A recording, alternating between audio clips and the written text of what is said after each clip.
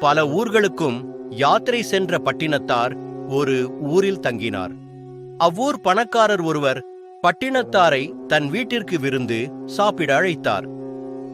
இந்த ஊரிலேயே பெரிய பணக்காரன் நான்தான். நினைத்ததை சாதிக்கும் பலம் என்னிடம் இருக்கிறது. உங்களுக்கு ஏதாவது உதவி தேவைப்பட்டால் கேளுங்கள் என்று பெருமையுடன் தன்னை அறிமுகப்படுத்தினார். சற்று யோசித்த பட்டினத்தார், ரொம்ப நல்லது, அப்படியானால் எனக்கு ஒரு உதவி செய்ய வேண்டுமே என்று கேட்டார்.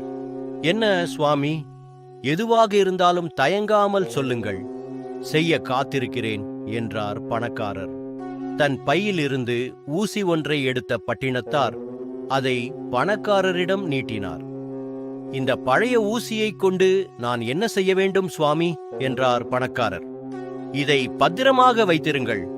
நாம் இருவரும் இறந்த பிறகு மேல் உலகத்தில் சந்திக்கும் போது திருப்பிக் கொடுத்தால் போதும் என்றார் பட்டினத்தார். இறந்த பிறகு இந்த ஊசியை எப்படி கொண்டு வர முடியும் என்று கேட்டார் பணக்காரர்.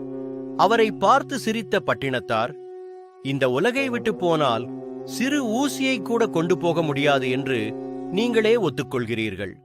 ஆனால் நினைத்ததை சாதிக்கும் வலிமை இருப்பதாக தற்பெருமை பேசுகிறீர்களே. ஒருவன் செய்த நன்மை தீமை மட்டுமே இறந்த பிறகு கூட வரும். செல்வத்தால் யாரும் கர்வப்படத் தேவையில்லை. அதை இல்லாதவர்களுக்கு கொடுத்து உதவுங்கள், அதுதான் உண்மையான மகிழ்ச்சி தரும் என்று அறிவுரை கூறினார். Download ShareChat.